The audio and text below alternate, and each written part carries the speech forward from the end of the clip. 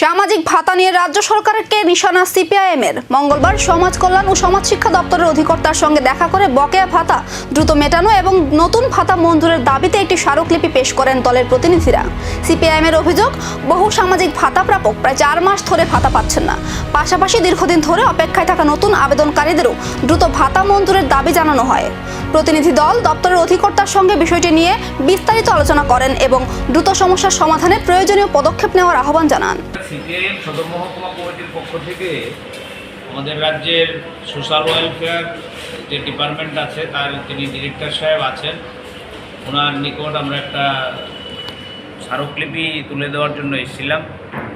আপনারা জানেন যে আমাদের রাজ্যে এটা গভীর সংকট চলছে। এই যে সামাজিক ভাতাগুলো নিয়ে রাজ্যে 4 মাস ধরে বিভিন্ন বেনিফিশিয়ারি তারা ভাতা পাচ্ছেন না।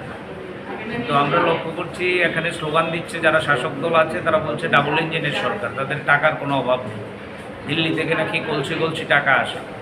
কিন্তু আমরা দেখছি সমস্ত খবরের কাগজ এবং বিভিন্ন বেনিফিশিয়ারিরা বিভিন্ন সময় আমাদের এখানে আসছেন, এসে অভিযোগ করছেন যে তারা বিভিন্ন ভাতা সেখানে তাদের অ্যাকাউন্টে 4 মাস ধরে ঢুকছেন।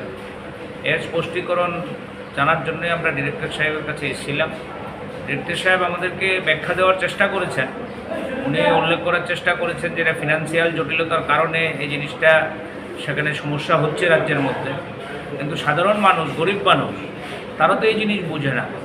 কোথায় ফিনান্সিয়াল জটিলতা? এটা রাজ্যে বিজেপি সরকার, দেশের মধ্যেও বিজেপি সরকার, সব জায়গায় তো তাদেরই সরকার, তাহলে এই জটিলতা হওয়ার তো কথার কোনো সুযোগ নেই। সামাজিক ভাতা নিয়ে এই দাবির প্রেক্ষিতে দপ্তর কি সিদ্ধান্ত নেয় এখন সেদিকেই নজর ভাতা প্রাপকদের।